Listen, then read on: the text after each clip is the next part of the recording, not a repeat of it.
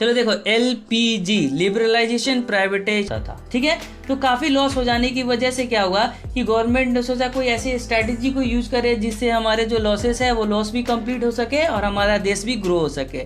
तब उन्होंने 1991 में एलपीजी का कॉन्सेप्ट लेकर आया, लिबरलाइजेशन प्राइवेटाइजेशन और ग्लोबलाइजेशन।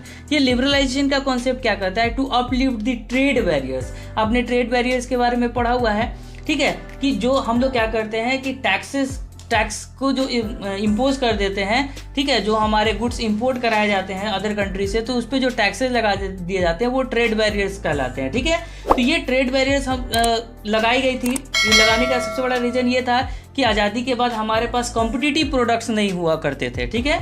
तो कॉम्पिटिटिव प्रोडक्ट्स नहीं होने की वजह से ये टैक्स बैरियर लगा दिए गए ताकि जो गुड्स जो इंपोर्ट कराए जा रहे हैं उस पर टैक्सेस इंक्रीज हो जाए और उस गुड्स की प्राइस क्या हो, इंक्रीज हो जाए, जिसकी वजह से लोग क्या हो, उस तरह बाहर के प्रोडक्ट को कम से कम परचेज करें और तब तक हमें इतना समय मिल जाए, हमारे देश को इतना समय मिल जाए कि हम कॉम्पिटिटिव प्रोडक्ट्स को प्रोड्यूस कर सके। तो जब हमें ऐसा लगा कि चलिए अब हम कॉम्पिटिटिव प्रोडक्ट को प्रोड्यूस कर पा रहे हैं, लेकिन प्रोड्यूस करने के चक्कर में मान के चलिए हम लोग क्या हो रहे थे, धीरे धीरे हमारी इकोनॉमी क्या हो रही थी, घट रही थी, लॉस में जा रहे थे।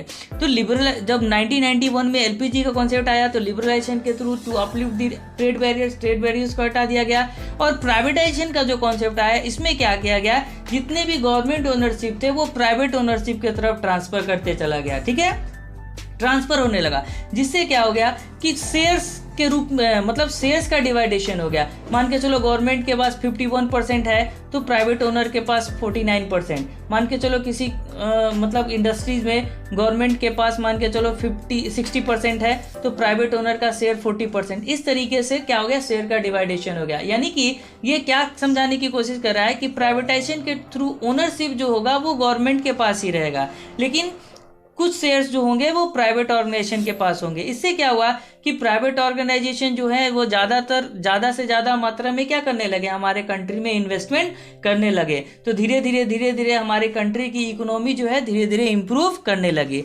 नेक्स्ट जो ग्लोबलाइजेशन का कॉन्सेप्ट है, ये काफ़ी इंपॉर्टेंट कॉन्सेप्ट है, क्योंकि ये क्या करता है, ये दो या दो से अधिक देशों है ना को आपस में कनेक्ट करता है। पर्पस क्या है, तो बिजनेस पर्पस, ट्रेडिंग पर्पस, ठीक है।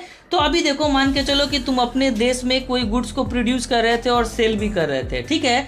तो तुम सेल कर रहे थे, अभी अब तुम्हारा अपना देश था, अपने देश में ही रेंज थे। तो जैसे ही तुमने ग्लोबलाइजेशन के कॉन्सेप्ट को यूज करा, ग्लोबलाइजेशन के कॉन्सेप्ट की वजह से तुम एक दूसरे से दूसरे देश में आसानी से कनेक्ट होने लगे। किस तरीके से, तो या तो तुम अपनी प्रोडक्टिविटी को वहाँ बढ़ा दो प्रोडक्शन यूनिट खोलने के बाद, या फिर वहाँ के कंपनी के साथ टाई अप में आ जाओ और फिर अपने बिजनेस को स्टार्ट करो। तो इससे क्या हो रहा है कि तुम अपने देश में तो अपने बिजनेस को बढ़ा ही रहे हो, कर ही रहे हो, और दूसरे देश में भी क्या कर रहे हो, तुम अपने बिजनेस को स्टार्ट कर दे रहे हो। इसका मतलब क्या हुआ कि connectivity, interlink between the 2 and more countries, ठीक है, 2 या 2 से अधिक कंट्री के बीच में अगर इंटरलिंक बनता है for the purpose of trading, for the purpose of business, तो दैट इज ग्लोबलाइजेशन। तो ग्लोबलाइजेशन से भी फायदे हैं, हम अपने बिजनेस में गुड्स एंड सर्विसेज को सेल कर ही रहे हैं तो उससे हमारी इनकम हो ही रही है, और साथ साथ दूसरे कंट्री से अगर हम कनेक्ट हो रहे हैं तो वहाँ से भी हमारी इनकम हो रही है। उसी तरह दूसरी कंट्री की कंपनी भी हमारे कंट्री में आएंगे, प्रोडक्शन यूनिट को बैठा सकते हैं या फिर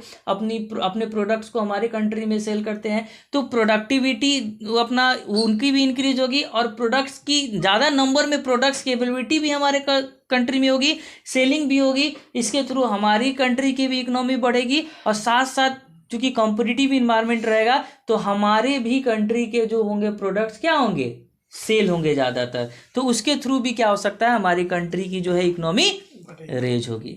तो ये छोटा सा कॉन्सेप्ट था। हालांकि ये चैप्टर तुमको ग्लोबलाइजेशन के अंदर पढ़ना है, लेकिन यहाँ पे एलपीजी का कॉन्सेप्ट एक स्मॉल कॉन्सेप्ट दे दिया कि जो आने वाले अपकमिंग एग्जाम्स हैं उसमें एल पे, पी पे और जी पे एक एक क्वेश्चन पूछ सकते हैं। जैसे कि एक क्वेश्चन देखा गया है कि ये तुम्हारा ट्रेड बैरियर्स पे क्वेश्चन पूछा गया कि टैक्सेस जो इम्पोज किए जाते हैं, इंपोर्ट्स कराते हैं अपने कंट्री पे, उस पर जो टैक्स इंपोज कराया जाता है उस कॉन्सेप्ट को क्या कहते हैं, तो उस कॉन्सेप्ट को हम लोग कहते हैं ट्रेड बैरियर्स। क्या कहते हैं, ट्रेड बैरियर्स। क्यों, क्योंकि ट्रेडिंग जो होता है, दूसरे इंपोर्ट कराते हैं